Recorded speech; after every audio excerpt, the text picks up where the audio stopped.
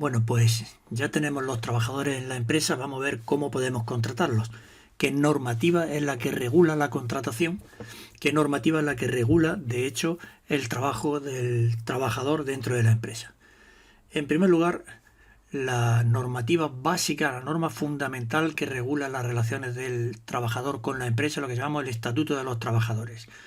¿Qué es lo que hace el Estatuto de los Trabajadores? Concretar derechos, libertades y obligaciones. Los derechos y obligaciones, en definitiva, que tiene el trabajador con respecto a nuestra empresa.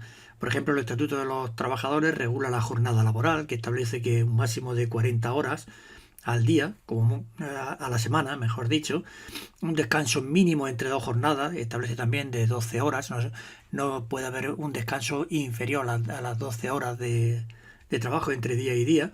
Establece también que las vacaciones anuales son de 30 días al año, al menos, se puede fijar más, establece un mínimo, ¿no?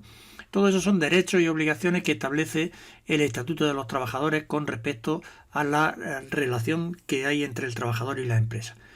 Aparte de esta norma fundamental y de otras normas que regulan las relaciones entre la empresa y el trabajo, encontramos lo que serían acuerdos o pactos entre representantes de los trabajadores y la empresa, lo que llamamos los convenios colectivos, que ahora después vamos a ver cómo se establecen. Se establecen por sectores y por zonas geográficas. O sea, no es lo mismo el sector de la madera que el sector de la pesca, porque tienen derechos y tienen obligaciones diferentes, porque el trabajo es diferente simplemente. Y no es lo mismo los acuerdos que se pueden alcanzar en Andalucía con los que se pueden alcanzar en el País Vasco, en Galicia, en Cataluña o en cualquier otra zona geográfica. Son fruto de esa negociación entre los representantes de los trabajadores y los representantes de la empresa, y ahí se acuerdan pues todas las condiciones que regulan el trabajo por sectores y por zonas geográficas. No pueden ser contrarios a la normativa, a la legislación, sino que en todo caso la concretan y la amplían, pero en ningún caso pueden contradecirla.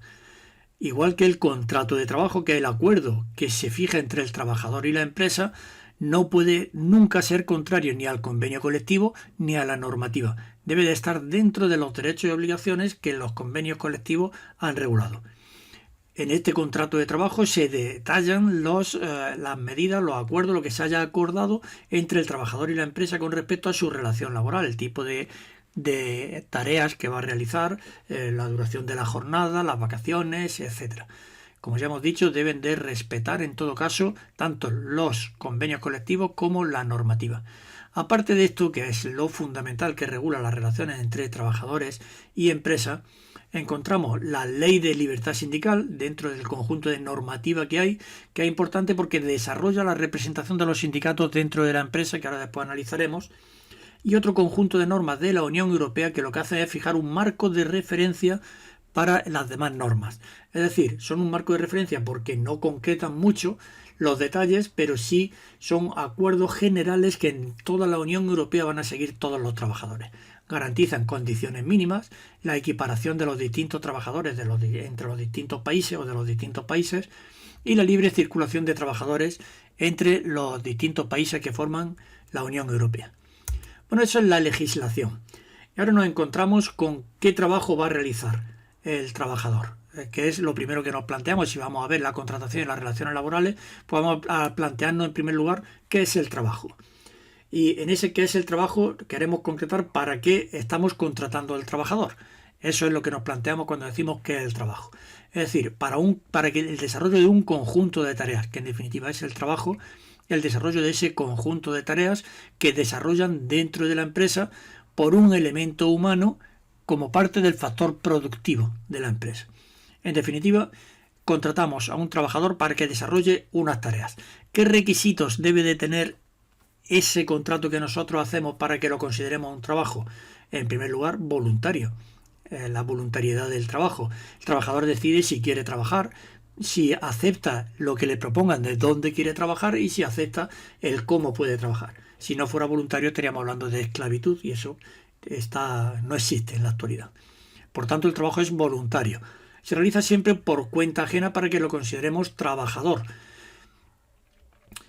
Cuando hablamos de por cuenta ajena estamos diciendo que recibe a cambio una remuneración, pero que su trabajo está subordinado a lo que establezca el empresario, que es quien regula, quien marca el tipo de trabajo y cómo debe de realizarse ese trabajo. El trabajador aporta su mano de obra, pero lo hace por cuenta ajena, aunque sea el empresario el que se beneficia del trabajo del trabajador, que por eso es por cuenta ajena. Hemos dicho entonces que tenemos el trabajador en la empresa y entonces como consecuencia de eso surgen unas relaciones laborales. ¿Qué entendemos nosotros por relaciones laborales? La relación de los trabajadores a través de sus representantes con la empresa. Es lo que llamamos los enlaces sindicales. Están regulados por la Ley de Libertad Sindical que hemos analizado anteriormente, y que esos tipos de enlaces sindicales pueden tener dos formas. Forma de comité de empresas, si estamos hablando de empresas con 50 o más trabajadores, o delegados de personal, si hablamos de 10 o 50 trabajadores. Esos son enlaces con los sindicatos, son representantes de los sindicatos en la empresa que adoptan distintas formas dependiendo del tamaño de la empresa. ¿Qué es lo que hacen los representantes sindicales? ¿Cuál es la función principal de los representantes sindicales? Pues representar a los trabajadores en la negociación con la empresa, que tiene también sus propios representantes. Esa negociación es lo que llamamos la negociación colectiva. ¿Qué entendemos por negociación colectiva? Pues un proceso de negociación, es decir, de intentar llegar a acuerdos para conseguir esos acuerdos entre los trabajadores y la empresa y fijar así las condiciones de trabajo. Tras esta negociación colectiva se puede o no llegar a un acuerdo. Si llegamos a un acuerdo, hablamos de un convenio colectivo; si no, hablamos de conflicto colectivo, que puede generar medidas de conflicto colectivo. Los trabajadores tienen derecho a medidas de conflicto colectivo, como puede ser, por ejemplo, el derecho a la huelga. El derecho a la huelga es un derecho que tienen los trabajadores para cuando surge el conflicto colectivo, para intentar forzar un acuerdo. Que la huelga no es solo no asistir al trabajo, sino no asistir al trabajo y además perder el derecho a la percepción o a la remuneración salarial como consecuencia del no asistir al trabajo. Si hay un acuerdo entre trabajador y empresario, entonces surge lo que hemos llamado el acuerdo. El convenio colectivo. El convenio colectivo es una norma que nace de ese acuerdo entre la empresa y de los trabajadores, que, como ya hemos dicho anteriormente, surge por sectores económicos, que no es lo mismo un sector económico a otro, porque las condiciones en las que se debe desarrollar es diferente, y regula las relaciones laborales entre los trabajadores y el empresario. Son el resultado, por tanto, de esa negociación colectiva que anteriormente hemos mencionado. Bien, tenemos ya los trabajadores en la empresa. Vamos a firmarle el contrato. ¿Qué entendemos nosotros por contrato de trabajo? Un documento. El contrato es un documento en el que se acuerdan las características y la naturaleza de esa relación laboral.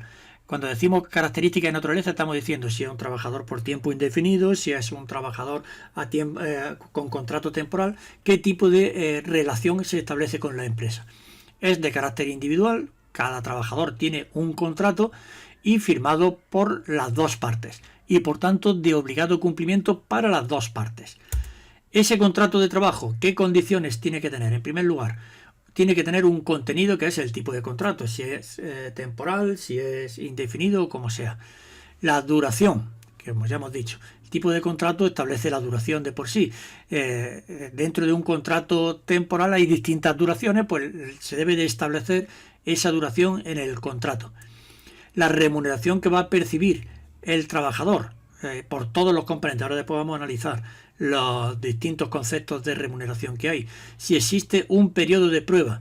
El periodo de prueba es un periodo que se puede establecer, es opcional en la empresa, puede establecerse y durante ese periodo de prueba los trabajadores tienen los mismos derechos y obligaciones que los demás y cobran la totalidad del sueldo, realizan su jornada exactamente igual que si no estuvieran en periodo de prueba. La única diferencia es que el contrato puede rescindirse durante ese periodo sin necesidad de ninguna causa, simplemente porque el empresario así lo considere, el empresario o el trabajador, cualquiera de los dos.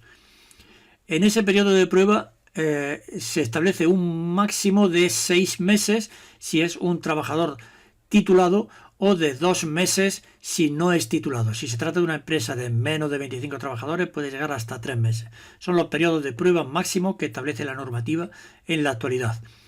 En el contrato de trabajo debe de figurar también el tiempo de trabajo, es decir, la jornada laboral, las vacaciones, las horas extraordinarias, y la forma del contrato, que debe ser normalmente por escrito, salvo que sea un trabajador recién contratado en el que se le dan un plazo de 4 semanas para firmar el contrato. Existe una modalidad de contrato por cada tipo de contrato de trabajo que ahora después vamos a analizar. El trabajador recibe como consecuencia de ese trabajo que va a realizar un salario y como recibo del salario una nómina. Es lo que ahora vamos a analizar, el salario y la nómina. ¿Qué entendemos por salario? Todos los conceptos, la totalidad de los conceptos que reciba el trabajador, ya sea en dinero o en especie. En dinero, sabemos lo que es, metálico.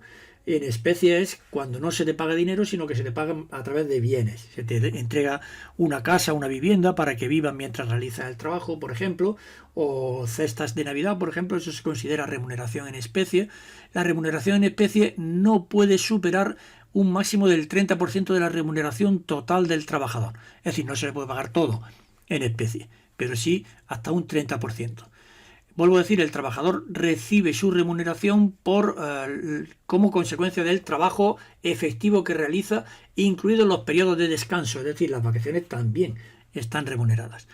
¿Cuál es el recibo que recibe el trabajador como consecuencia de eso? Lo que llamamos la nómina.